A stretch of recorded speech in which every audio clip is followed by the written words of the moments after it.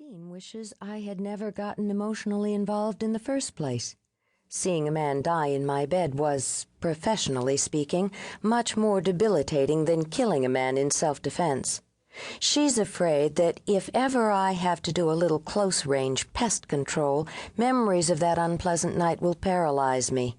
Since I'd probably die were she right, I go to considerable lengths never to put Maxine's theory to the test. The simple precaution of treating men fairly badly has so far saved me a lot of useless remorse, and fewer of them possess that dash of cunning, that mischievous evil which I find so attractive in the opposite sex.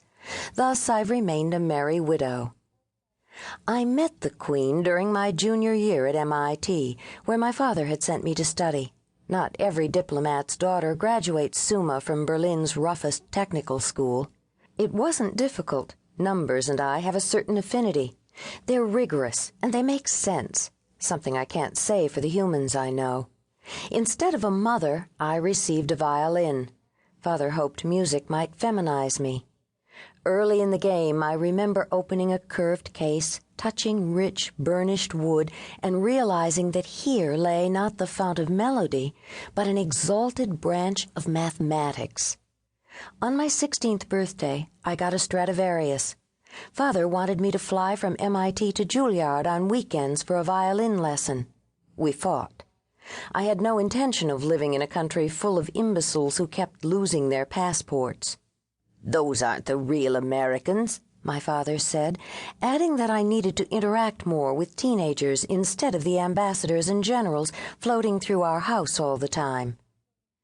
College was a catastrophe. My roommate spent hundreds of dollars on junk food and hundreds of hours in the bathroom puking it up. Her boyfriend thought the Berlin Wall was a rock band. When they weren't screwing on a dead mattress, they were panicking about their grades. Everyone took drugs to go to sleep or stay awake, and downtown Cambridge was an anarchic sty. The litter disgusted me. After 2 months of dormitory hell, I moved into my own apartment and bought a gigantic Harley Davidson for commuting to New York. Father yelped a bit, but finally had to concede that it was an excellent way to see the country in which I was born. He was pleased that instead of returning to Europe, I spent my first summer coasting through the U.S. mainland. That, I remember, was an educational trip. The sheer size of America overwhelmed me.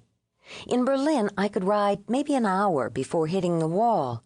Here, I could chase the sun for days, and when the land ran out, I was staring at 3,000 miles of ocean. Wherever I stopped, people still spoke English, and they were unbelievably kind. The more I rode, the more I understood why Americans were so pathetic at foreign affairs. In my junior year, I met Alfred Chung, a Taiwanese student who lived below me. He was nuts about computers and the symphony. He was a foreigner, so we engaged in a heavy platonic relationship.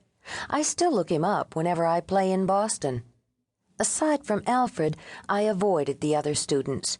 Those with brains had no elegance, and those easy on the eye were murder on the intellect.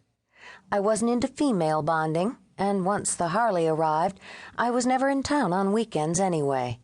My classmates knew my name was Leslie Frost. Beyond that, I was a cipher. One aphrodisiacal April dawn, as I was tanking up at a Shell station on Memorial Drive, another motorcycle pulled behind me. Atop a 1000cc BMW sat a figure in tights and leather jacket. Black helmet, opaque visor, nodded at me, floated into the office. Great legs, whatever it was. It returned to the pump. "Where you headed?" Gender questionable. "New York." "Mind a little company?" "I ride fast," I said. The black helmet didn't move. "So do I." It followed me to the Mass Pike, where we tried to generate a few sonic booms. Conditions perfect, no traffic, no wind, and my radar detector slept like a stone. Around New Haven, I pulled off the highway, less for refreshment than to see who my clone might be. Parking at a donut shop, I unstrapped my helmet. "Coffee?" 2 gloved hands slid the visor up, revealing a dark, patrician face. Her black skin looked 20, eyes 50.